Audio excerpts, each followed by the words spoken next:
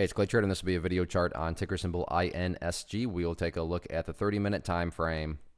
Real quick, what do I mean by 30-minute in case maybe you're new to charts? Instead of each one of these candlesticks here representing 1 day's worth of price action, which is what you would normally see, each one represents 30 minutes. So while this here may look like several days worth of time, it's actually just today's price action broken down into 30-minute time slices. I like to do this time frame. I think that's a good job of telling the quote-unquote story of the price, and then makes mapping out levels of support and resistance a bit easier to see. I don't mean to state the obvious, but I will anyways. Very nice price movement today. The volume came pouring in, and the price reacted very nicely with it. Yeah, there was a little bit of a pullback. However, from the big picture of things, the bulls still have plenty of opportunity to build that higher base, and that's the name of the game as far as bigger picture perspectives are concerned. So let's first start by talking about some levels of support.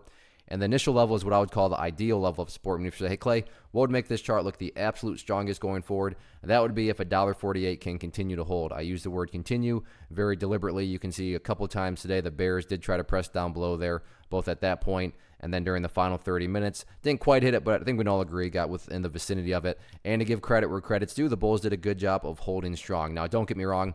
If the price does fall below $1.48, I'm not saying the entire chart's ruined or anything like that. But yeah, certainly going forward, biggest sign of power would be the price staying up above $1.48. Taking a step back, though, and really looking at the big picture of it all, that is where the purple line here comes into play, which is the famous 50-period simple moving average. Keyword there being moving. So as time goes by, that purple line is just going to keep on moving itself higher and higher and higher. So from a very cut and dry way to look at the chart in terms of how do I gauge the health of the current price movement, simply put, as long as the price stays above that purple line, as the purple line itself moves higher and higher, then the bulls are in full health, no questions asked. What about areas of resistance?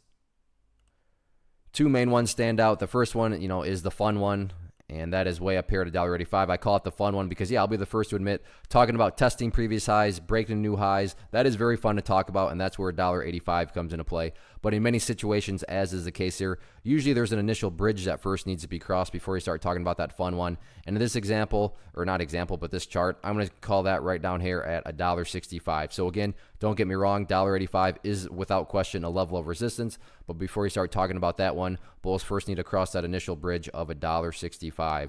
All in all, though, very nice move today. We'll see if the bulls can build upon it the remainder of the week.